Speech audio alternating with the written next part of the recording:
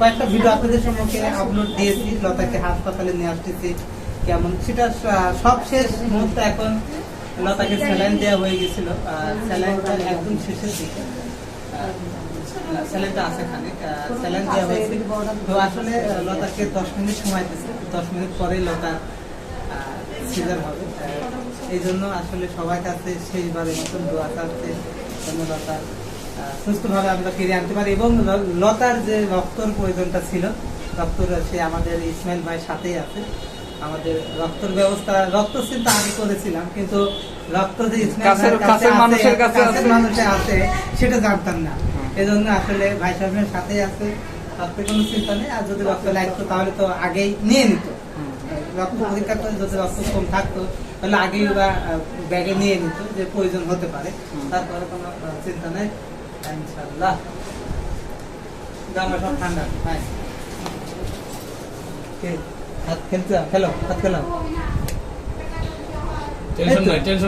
এক ঘন্টা। তাই লতা লতা লতা ওখানে যা তুমি টেরি পাবা না, বুঝছো?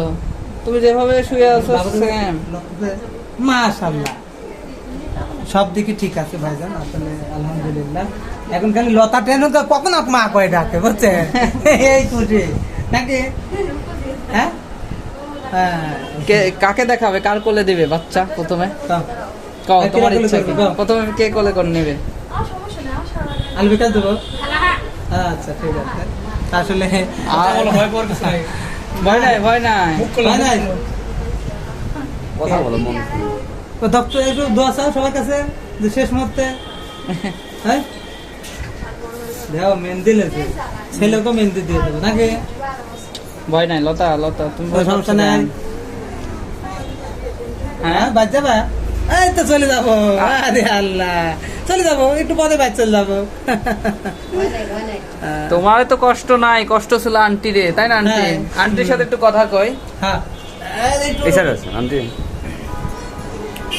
কি হলে কামল ভাই দিকে আসেন একটু, আন্টি আসো, লাগে না।